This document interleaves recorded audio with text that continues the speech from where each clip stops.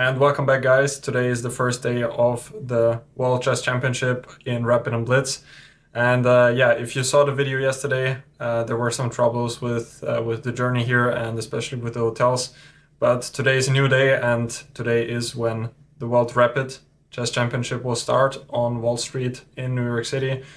So yeah, I had some sleep, not that much, I have to say, because due to the jet lag, I woke up at 5 a.m. local time in New York City, which would be 11 in the morning in Vienna. So therefore, I had some issues. I went to bed at 10 p.m. local time, so at least I got like seven hours of sleep. But yeah, not as much as I would like to.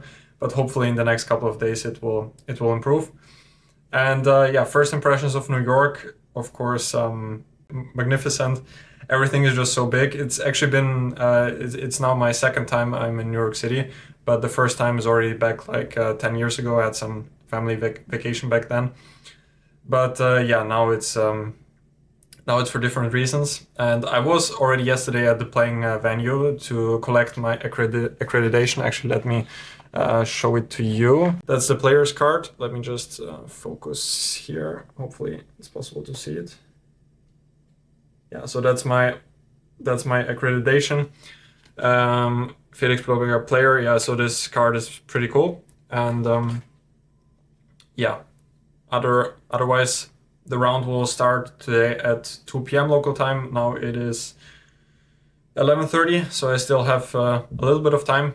And now it's just time to relax.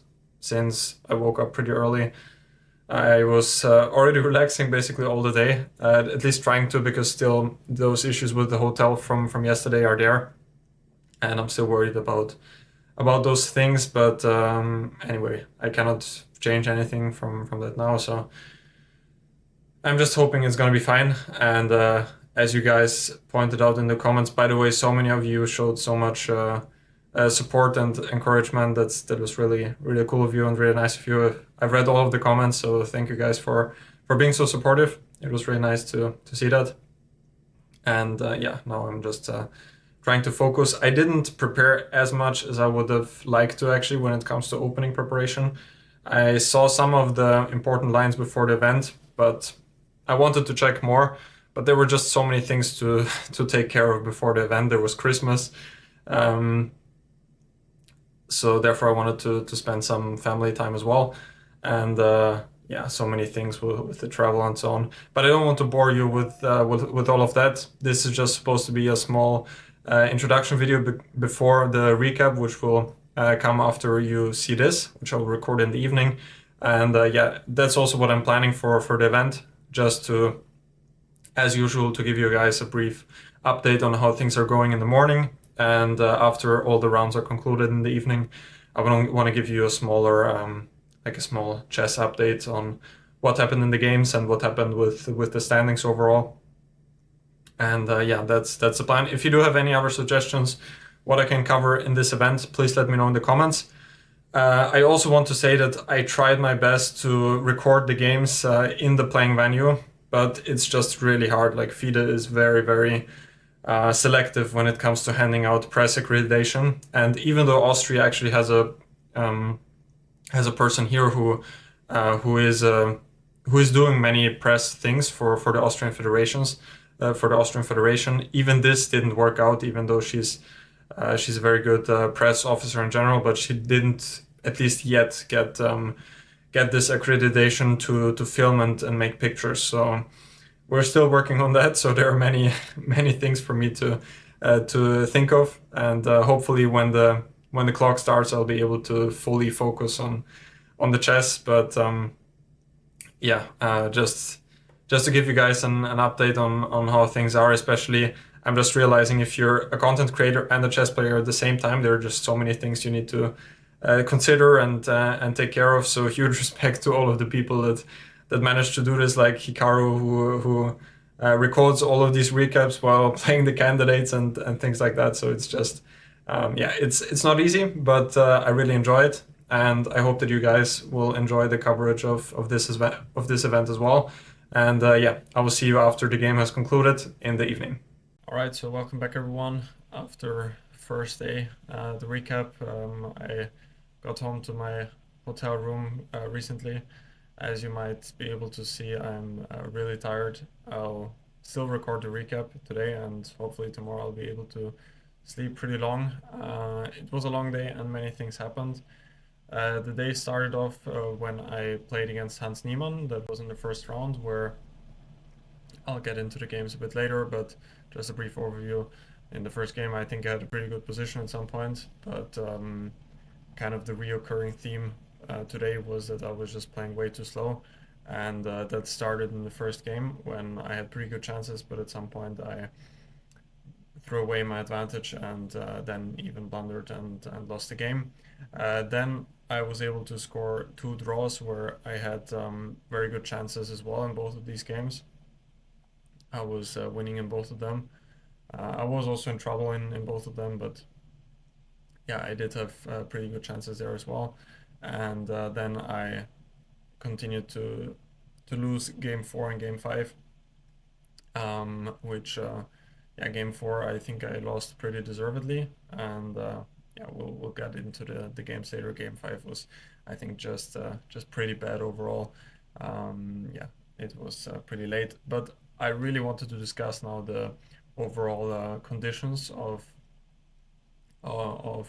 playing, since yeah, this is often something which is hard to see if you're not playing yourself.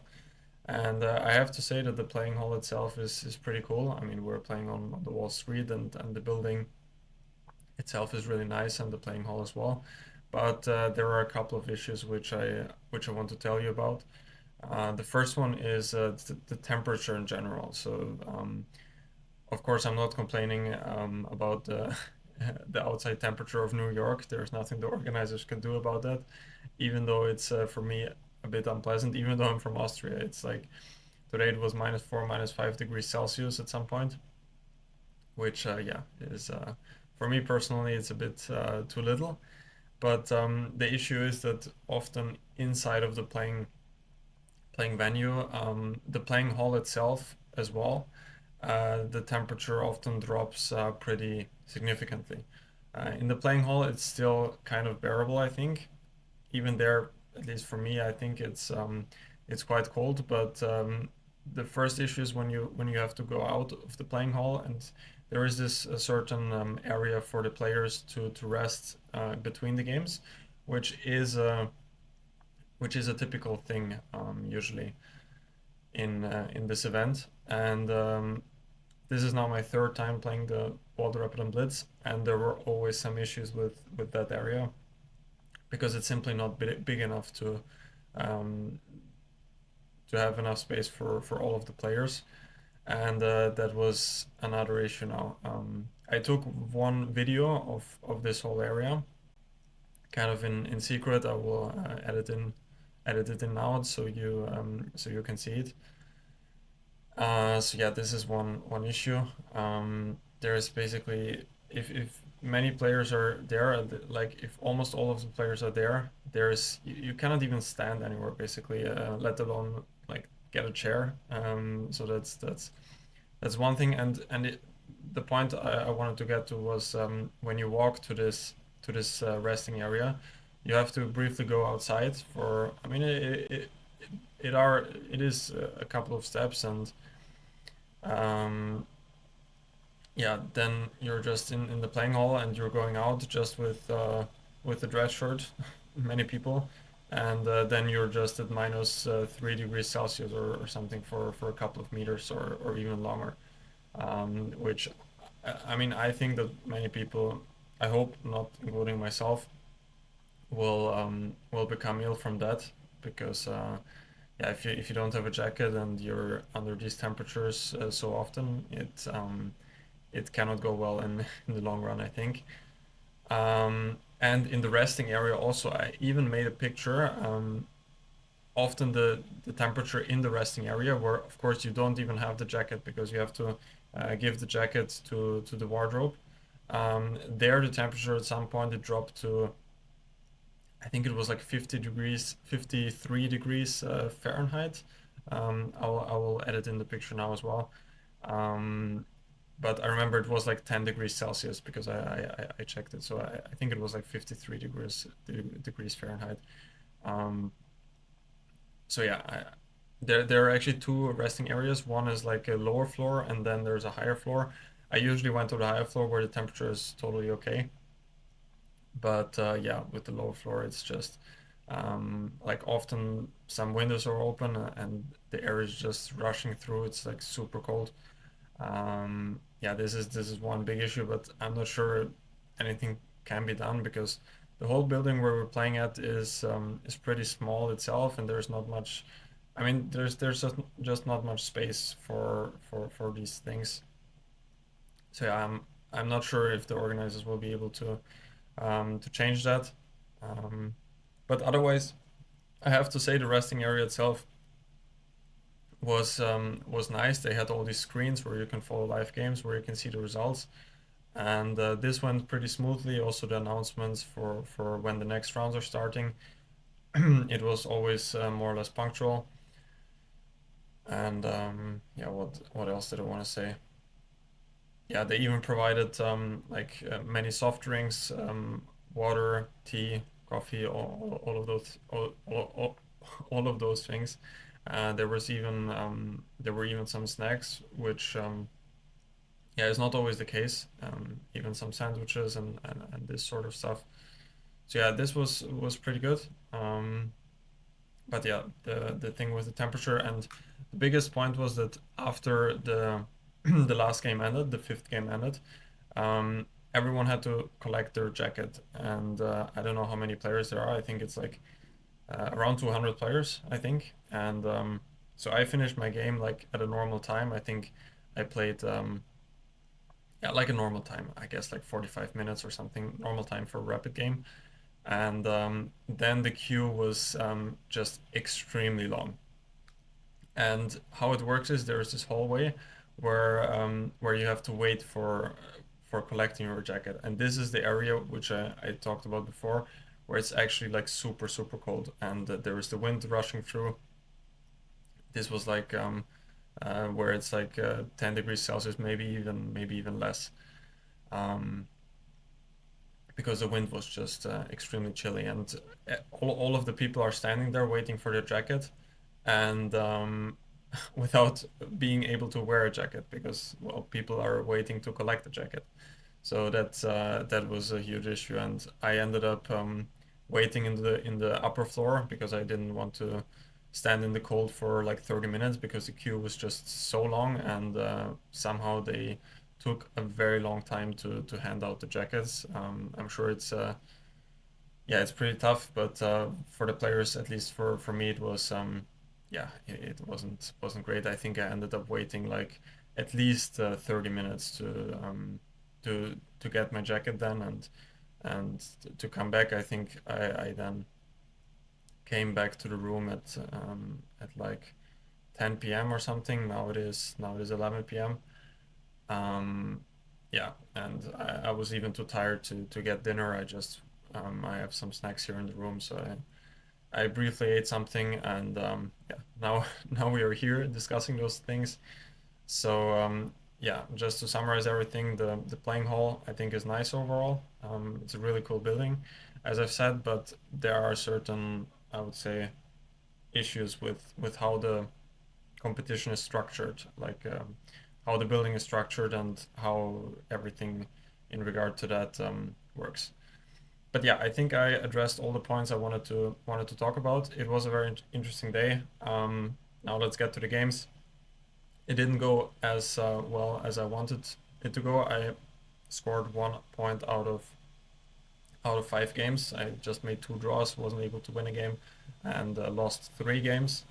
So not a great result overall. Of course, I only played against strong opponents, but I just had many chances which I missed, and yeah, wasn't feeling it that much today. I don't want to blame it on anything else, but my chess. I think but I have to say that I just was a bit tired from the travel and what happened yesterday with the hotel, especially considering the fact that I woke up at 5 in the morning today. So yeah, my day is now already, how long is it? Like 18 hours. So yeah, It's been a long day, but I'm not using it as an excuse or anything like that. Yeah, just we'll try to sleep longer tomorrow. That would be great. Yeah, so let's get to the chess. Let's have a quick look at the games. Alright, so let's start with the first game where I played against none other than Hans Niemann, and as in all of the other games, I started by going knight f3, which, as you all might know, I recommend in my latest chess-based course, which just came out recently. And Hans went for this line with b5, which has become pretty popular recently. So black is just aiming to get like a better queen scene in here with extra space on the queen side, and it was pretty logical how the opening went. b3, this was still my preparation, still what I also recommended in my course. And here the point is, it's interesting to play c4 instead of bishop b2, because if black takes here, the idea is that white wants to go knight c3 and then gain a tempo on the bishop on b7 with rook b1. So this is the whole point why white wants to wait with bishop b2. But anyway, Hans went b4, and I went bishop b2, c5, e3. So this was all pretty standard, I think. By the way, I didn't even check the game with the engine, maybe just at one moment, basically all of the games. So I'll just go through it briefly and yeah, just say something if it's absolutely necessary, because yeah, I want to go to bed as soon as possible, and there are still 4 more games after that to have a look at. So I think this was all more or less standard here. a4, I wanted to stop him from going a4 himself. He took, and the position became pretty dry, I think. Here I was starting to feel some pressure already. I was spending a lot of time unnecessarily. And yeah, here actually the position is still probably around balanced, but I was feeling a lot of pressure and I was spending a lot of time here as well. But here around this moment, I thought that rook b8 was already a bit of an inaccuracy, because the b file looks nice, but black is not really doing much there. I went rook c1, and all of a sudden this pawn on c4 might become a little bit weak. He went bishop d5, which is logical, but now knight e5, and now the pawn on c4 is pretty weak. And here after queen b5, I played bishop f1. I thought this was all pretty logical. And yeah, here I thought I'm just winning the pawn on c4. I took it. But somewhere along these lines, I think I mixed the things up. Maybe I should take with this rook here, because then this rook on c1 is at least defending things here. I think what I might have missed was that here after rook c8, I might have a6 here, because I guess in the end I'm just queening here. So this might have been better, but I took like this, and yeah, now all of a sudden Hans got a lot of counterplay. He played queen f5, and yeah, here I just started to collapse, because I saw that after king f2 there's queen c2. I missed this double attack idea, and I went a6, and after that it just became worse and worse, even though I even got some chances there. Rook c3 apparently is the best way. When after the rooks are traded, I do have my trumps as well. Actually, I don't even know what black is supposed to do here, because if he takes, then this pawn becomes very strong all of a sudden. So maybe he can throw in this check here, but after king g2, I don't really see what he can do here. Maybe just move the rook. Yeah, maybe rook a8, and then he might be able to, I don't know, attack the pawn on a5, I guess. But yeah, also this, again, I'm not looking with the engine here, but looks pretty unclear to me. But yeah, I went a6, and here queen d5 apparently a blunder. G5 apparently was best, but yeah, not an easy move. Queen d5 was logical. Here again the position is about equal, but here rook c2 is the mistake. Rook e3 apparently is better. Yeah, queen d6 was the move I missed. Yeah, this was the whole thing, and now I just forgot about the pawn g3, which is now all of a sudden hanging, and the pawn on a6 is hanging as well. So with rook e3 I would have stopped that, because now the knight on e4 is would be hanging after queen d6. Yeah, I went rook c2, and I think after that the game was basically just over now, because I'm a pawn down, and my king is very weak, and my pawns are all very weak. So after that, nothing special happened anymore. I think it was a pretty decent game until some point, but yeah, as I said, The biggest issue was the time management in this game. Actually, I had an even bigger chance here at this moment. Computer says a6 is even better when I have actually quite a big advantage here because this a pawn is just very strong. So I shouldn't even care about this pawn on c4 just yet. But yeah, not anything special, I would say. Just time management was bad, and therefore I lost. So let's jump into the next game. All right, so let's have a look at the second game where I played against the Armenian Grandmaster Robert Hovhannisyan with the black pieces. He's actually one of the few Armenian players, I would say, to play e4. I mean, nowadays all of them kind of started playing it, but back in the day they were all basically full d4 players. Just Hovhannisyan was the one to stick out with by mostly playing e4. And here, okay, I went for e5, my basically standard solid response. And he went for this line with bishop e5, and I decided to go bishop e4. The other move, of course, being knight d4, also bishop d6 is very much playable. But I always had pretty good results with this move, bishop e4 here. And here he played a3, which was a completely new move to me. The main line goes short castle, and now d3. When black can either go d6, when some position like this leads to some sort of Spanish or Italian positions, where white is a tempo up, of course, as usual. But black is also very solid, and the other idea is, of course, for black to take here and then to go d6, where black has these sorts of ideas, queen e7 and then knight d8 followed by knight e6 is often an idea to get g5, because g5 right away would usually run into knight g5, and this piece sacrifice is usually very dangerous for black, because this pin here is very annoying. But yeah, he went a3, which I didn't know at all. I just took here, and here I just played d6. I felt like knight e4 should also be possible, but wasn't entirely sure actually what's the... I thought queen e2 might be a move, and here I have no idea. Maybe knight takes e5, but just queen e7, I guess. It all looks pretty dry. Also this, for example, takes here, queen e5. Position just looks very, very dry. So I'm not sure what was his idea here. I mean, he must have had some small idea here for white. But I went d6, and now we have this typical Berlin or Spanish exchange structure with the bishop on d5. I felt like this should be fine for me as well. He went queen e2. He was splitting out all of these moves pretty fast. And my idea here was that I didn't want to castle short right away. Again, if here bishop g5 might be a bit unpleasant. And here also, if short castle, I was scared that he might start attacking me with something like h3 and then g4, g5.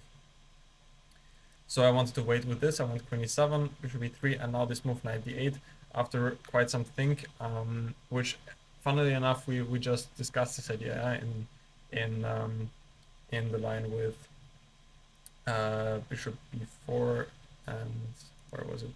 It was here, yeah. Here there was the same idea with queen e7 and knight d8, but the position we saw now, it was a little bit different.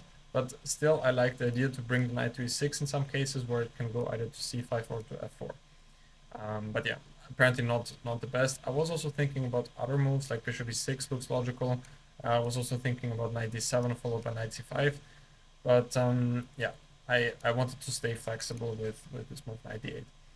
He went knight d2, which surprised me a little bit, because now after knight g4, I'm winning this pretty strong bishop on e3. He went knight f1. Just to mention, I thought he would go h3 when I would have replied by knight e6, and yeah, the game goes on. I mean, I guess he wanted to. He thought anyway knight f4 is coming, and yeah, therefore just went knight d2. He played that fairly quickly, actually, 1 minute thing.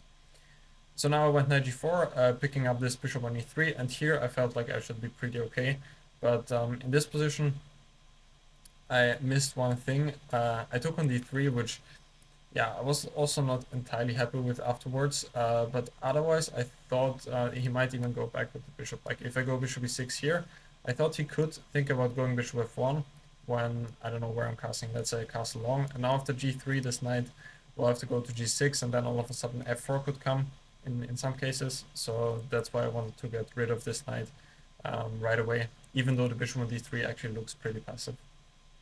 But what I missed here was, I mean, my idea at first was that I want to go bishop e6, and I thought if I get long castle, I'm not in any trouble at all.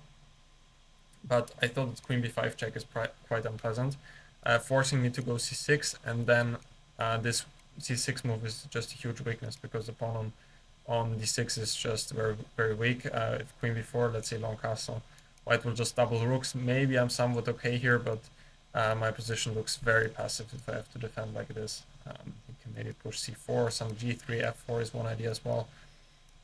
So yeah, I didn't want to allow that. So I went bishop d7, which in hindsight I think was a very good defensive move. Just want to get bishop c6 now, and then in some cases long castle or short castle as it happened in the game. So yeah, 95, of course I had to allow this, but I just go back queen d8, and then I want to go bishop c6, often getting rid of this knight on d5. Here he played pretty slowly, b3, both good moves, and here finally I decided to castle short because my original idea was that I want to go queen d7 followed by long castle, but here I disliked queen g3 when yeah, this pawn on g7 is actually quite tough to defend, and I didn't see a way, because if I take on d5 now, then he can even take on g7 like an intermediate move when I thought he's winning a pawn, and otherwise I cannot really defend the pawn, because if I castle short right away, there is knight f6 with the fork. So I dislike this, and therefore I castled right away. I also thought about taking here, but then again, this looked a bit strange here with the king still being here. I cannot even go b6 comfortably because of queen c6 check when I have to move my king. Maybe rook b8 is an option, but I didn't even consider it. It looks pretty strange to play like this. So now I decided to go short castle, and my opponent decided to start the attack, which is very logical. And after a couple of moves, we reached this position here. Yeah, 95, I was happy to see. I mean, in general, I thought I should be worse here, simply because my king is quite weak and white has a lot of space, and the knight on e3 is also quite powerful. But he went 95, allowing me to take, which was surprising to me. I thought that he should play for something like g5, when I probably wouldn't have allowed him to open the files. And after h5 to get something like rook f1 followed by f4. If he gets all of this, it could be quite dangerous, but of course it needs to be calculated. For example, now queen h3 might be a move. I don't know what this is. I might be missing everything at this point. But yeah, I thought that 95 is a bit too hasty here. Yeah, now I took, and still he's better here, but I thought now I'm somewhat solid, and he did not manage to find the right plan. Now a6 was just the idea to stop queen b5. I was actually quite worried about queen b5 here because my pawns are a little bit weak here, and queen could come into d7 in some cases. But yeah, here I think I started outplaying him at some point, even though he did have some chances here. Apparently rook e4 is very strong, and then rook b4 is coming. But yeah, here I think I started to take over, and yeah, at this point, queen c4, I think he just because usually I could never take the pawn g4. For example, now if I take here, there's always rook g3, and then he will take here, and I'm just lost. So I think he forgot about this pawn because it was never possible to take it before, but here it was, and yeah, all of a sudden the tables turned. Okay, mutual mistakes here, but I won't get into it that much. Yeah, this is where it started to go wrong for him. I think rook g4. I'm not sure what else he could have done here, actually. It's not that easy. Maybe he should slowly start going after my pawns here. Queen c4 or queen b4. Going after those weaknesses. But he went rook g4, h5, and yeah, now there was the big moment, rook f1, and I have g5. And here I started to have a big advantage, but still it was actually very hard to convert this. I mean, here I was very low on time. I thought this is all very logical. And here I had to find, I think, an only move to win. I played f2, and now we settled for the repetition. But instead of f2, I think there was the move rook f5 here, which wins, because now I'm covering, was it rook f5 or something like this when the king is running out, I think. but that was very hard to see with seconds on the clock. Maybe also queen f5. I'm not sure here, but I think it was rook f5 that was winning. But yeah, overall many mistakes in the game, but I think overall draw is a fair result. He had his chances, I had my chances, and in the end it became a draw. Okay, so let's have a look at the third game of the World Chess Championship Rapid. That was quite the introduction of the Rapid World Chess Championship. I'm really getting tired now. Anyway, round 3 against Aydin Suleymanli, Grandmaster from Azerbaijan, very young, very talented. And I had the white pieces, and as usually I went for knight f3. And here he went for this line with knight d7. Usually people do this with this move order here, because yeah, the idea is to go this knight b6 and then to get some sort of London with bishop f5, which is a very good line for black, I think. He went for this with this move order, and here I just went castle, trying to get a different position than usual, because now after d4 knight b6 I think there are some differences. With the knight already being on f6, usually black in some cases delays that. I'm not entirely sure how I can use that, but I thought there are some differences here compared to this move order, which I think is more accurate for black. But anyway, I went for short castle, which I also gave in my chessbase course, and after e5 this line with d4, which I think is quite tricky for black to handle. He went for e takes d4, which is in my opinion the best practical solution. e4 knight e5 tends to be a little bit dangerous, because I think this is the line here. I think c4, and I don't remember how it goes. Maybe I think h6 was a move at some point, but let's say black plays some, I don't know, logical like this. Black can get into quite a lot of trouble here if he doesn't if he's not careful. Now the pawn d5 is a big weakness. But yeah, he took here knight d4 c6 c4. I think I mean I somewhat recall this dc4, and here went queen c2, and yeah, I think my course ended somewhere around here, and he went queen b6 queen c4. Here I was calculating bishop no, it was rook d1 here. Still being flexible, because I would prefer to take on no, it wasn't rook d1, it was bishop e3 here, which I calculated, because of course I would like to take on c4 with the knight, hitting the queen on b6, but I just wasn't entirely sure of the complications here. I think bishop c5 was the move I calculated, now rook d1, and yeah, I think I was looking at this short castle, knight d2, maybe knight e5. I think I was thinking about this, but maybe I'm just better here if I take everything. Anyway, after some think, I just went for queen c4, which seemed more simple, but it turns out it wasn't that simple here. Queen c3 apparently not the best move, but yeah, I don't see the correct move, not by the engine.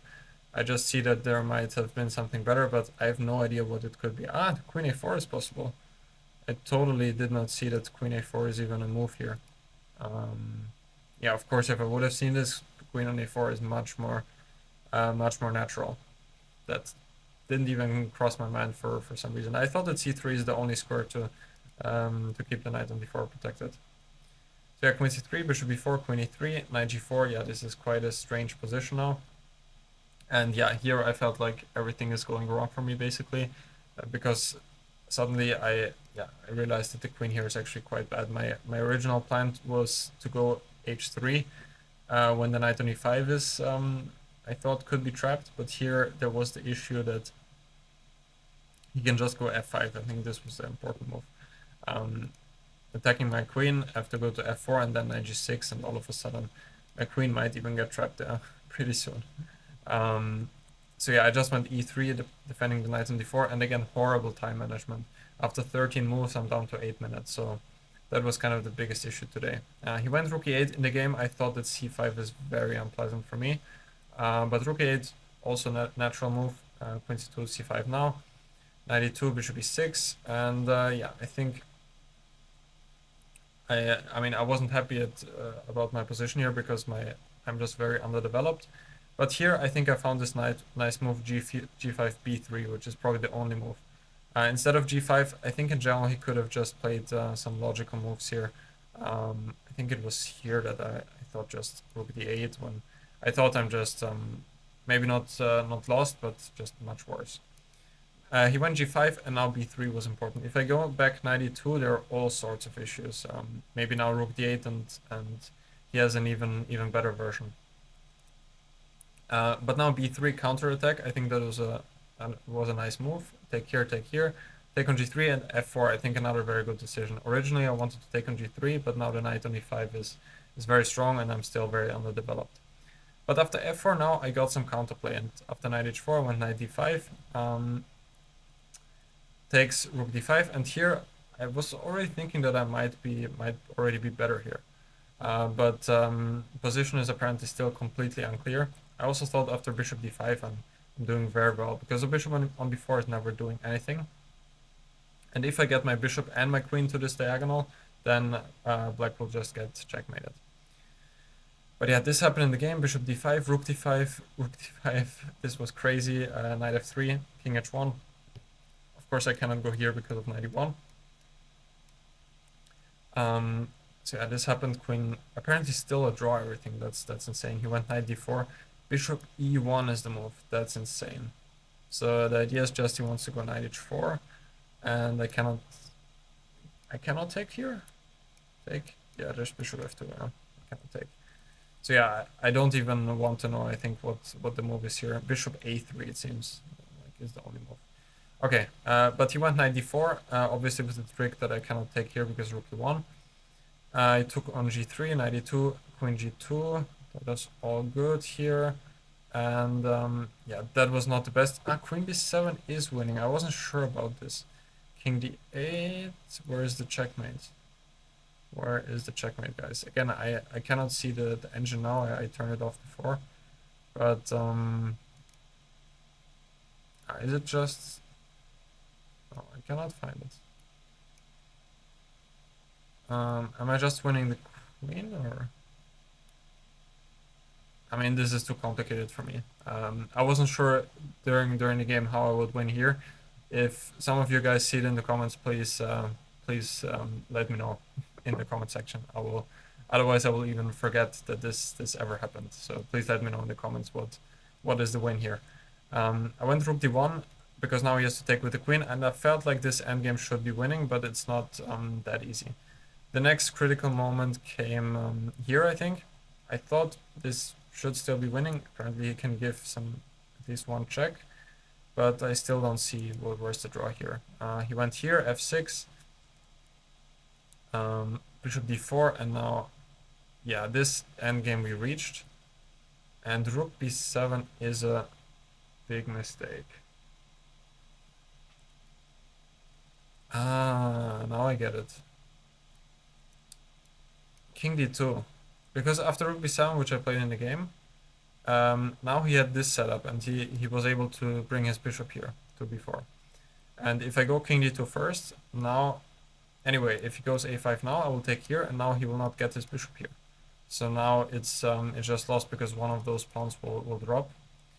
So that's a very nice idea.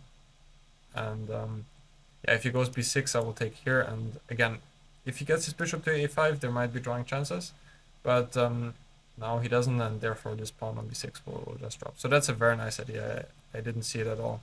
King d2 here. And yeah, this endgame is a draw, but there was one more fantastic chance for me, which I totally missed. It was here. When he played king h6, the only move here is king h4. And yeah, I was low on time, but there was one winning idea here. You can have a small think or stop the video now, because white has one winning move. It is rook g3. It was actually indicated by the arrow. I'm just stupid, so you had no chance to even solve it. Anyway, rook g3 is the winning move, and now I can take on a3, and now I get a favorable version because the king is still on this rank, and I'm just winning here because the king does not reach this c7 square. King b6 and white is winning. So this was the last chance, but I didn't see it, and after that my opponent saw it, and therefore this was just a draw. There's no way for me to make progress. So that was the game. Lots of ups and downs, again, chances from both sides. So yeah, that was the round 3 game. Okay, so let's continue with round 4 of the event, where I played against the chess legend Victor Bologan, former top player in the world. Now I think he's not playing any classical chess anymore, but he is playing the one or two rapid or blitz events. And yeah, I lost this game, and I think he just really showed class. So I mean, I thought that this game was very well played by him. So it was the Italian. I had the black pieces, and he played this a little bit strange here with a4 so early. Usually, white wants to wait like this, and if black goes a6, then only to go a4. Because he played f4 here, and now I get to block this with one move in a go, which usually is a good thing for black to do. And we got this sort of position here, which should usually be equal. White has the better pawn structure, but yeah, black also has open file, but somehow I did not manage to see the right way to play here. Played queen b5, knight e7, maybe not the best here. To exchange queens, maybe I should just continue playing on the f file or knight h5. Even g5, g4 is an idea in some cases. But I went for the endgame, which it felt like to me it's quite unpleasant for me, actually, at least from a practical perspective. Rook c1, I went knight c8 with the idea to get knight e7, knight takes b5. After b4, I took here. Yeah, b4 surprised me very much. But I felt like it was a nice decision by him. Knight a7 was another move I was thinking about, but here I did not like this position, which resulted because my knight is a bit awkward here. Yeah, I did not like this. And another idea was, what I had was a4. Now, if the idea, if he goes something like this, my knight on b5 is a very nice piece. But here, after knight to b1, I did not see a way to continue, because now after knight e7, knight c3, he will just go rook a1, rook a4 next, and I didn't see how to save the pawn. So maybe there's something here, but I still cannot find it for me. So I just decided to take here and go for this position, which of course I'm still worse. I'm just very passive, but it was still not the end of the world. d5 he played seemed a bit early for me, but still okay. Yeah, many moves here. And here again I somehow equalized, because now the knight on e3 is actually quite passive. This is indicated by the computer, but after rook e7 I didn't really see a way for him to go. There was this move f4 here, trying to get f5, but I thought I might have king g6, king f5 here. And otherwise, if he attacks this pawn here, I always have knight e8. And otherwise, I've even felt like this pawn could be weak. But there might be knight f3 and then knight d4. That could be a little bit unpleasant. But he went knight f5, and now I'm back in the game. And I had this very nice trick here. Rook g4, rook takes f3. King f3, knight d3, and now I'm getting knight e5. And I'm gaining back the exchange. But here, somehow, the game... yeah, I played knight g7, which was a terrible blunder.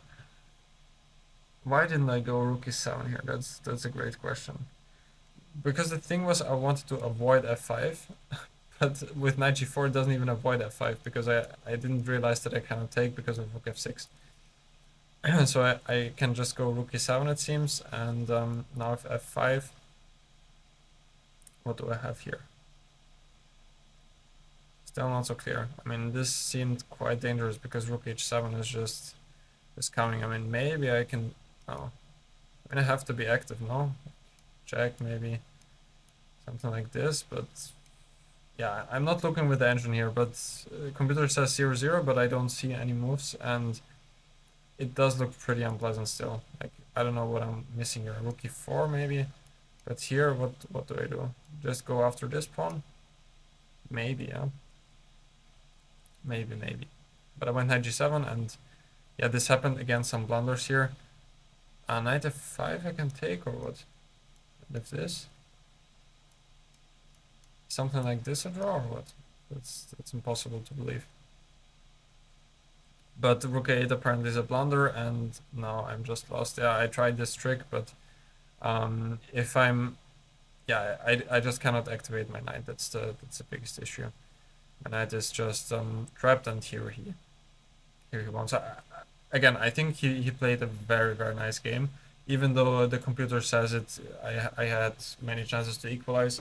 It felt like he was always putting pressure on me, and I really saw his class. So really kudos to my opponent here. I really felt like he played a very nice game and very much deserved to win that game. So yeah, let's jump into the last game. Yeah, so the last game I played against Oliver Barbosa from the Philippines, who has a very high rating in Rapid. In Classical, I think he's rated about my rating as well, but in Rapid he has a rating of around 2600. So this was the fifth round, and again I went for knight f3, and this time we had this reverse London. The opening was pretty standard here. Bishop e3. Also, you can take here and go for this endgame, but I would have been quite happy here. Went for this, queen c2 back, and that was all pretty logical. b3, I just don't want him to get a4 to fix my structure. And yeah, now finally I went for b4, and yeah, I played this stage of the game not great. Yeah, like here also, I knew that the position should be equal, but I spent so much time, and here it was already down to 4 minutes. And continued defending passively like this, knight b1. I mean, it looks so strange how I played. Yeah, knight b3 attacking here, and now, yeah, rook c2. I saw. I thought rook c3 would be a better try for him to attack this pawn like that, because now I had this trick with knight d4, which I think he missed. Because now I'm attacking the rook on c2 and the bishop on f5. Still it's equal, but here rook d2 again surprised me a little, because now the rook on d2, I felt like after bishop f1 could be trapped in some cases. I thought rook c5 is a safer alternative, and in fact he blundered here with knight g4, but I didn't capitalize on it. I went bishop e2. Knight f3 instead would have been a very nice geometry. I just totally missed it. The knight here is hanging on g4. And rook f2, just knight e1, and in the next move I will take here, like, if knight f6, I'll just go h3, and the game is just over. So I missed that idea. I went bishop e2. Game is still equal now, and yeah, now I have no idea what happened here. This stage of the game was very strange, even though I defended pretty well here. That's actually quite surprising to me. And at some point I felt like I turned the game around, when I felt like I even have some winning chances. But yeah, it was here. Rook e7, I have a7. What's going on here? a7, and if... yeah, why didn't I play this? I mean, that's just completely ridiculous. d2, and what, I just missed bishop b3 here, or what? I mean, I don't see what's the problem here. Bishop b3 just looks completely winning. I don't even see a move for my opponent. Yeah, that's very strange. Or I mean, even bishop e2, I don't understand what's the problem. Very strange stuff. And yeah, that was just horrible. I went rook e5, and here I was running low on time, and with 1 second on the clock I just played the first move I could think about, which was rook a5 back, which is of course just totally ridiculous. And yeah, here I'm lost, because he has this move knight c2, which is nice, and knight e3 is a threat, and I cannot take because black would promote. So that was kind of a very strange way to end a very strange day overall. Yeah, I mean, a7, and I'm winning, and I play rook e5, and 1 move later he's winning. So yeah, it's time to get some sleep now. It was a very long day.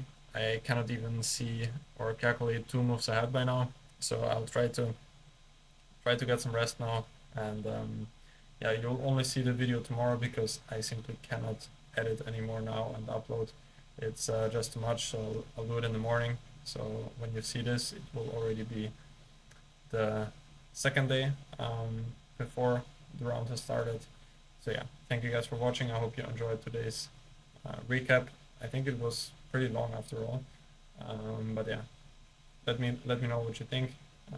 Always welcome to hear any feedback, what I could improve, or what is going well. And yeah, otherwise I will see you in the following videos. Take care guys.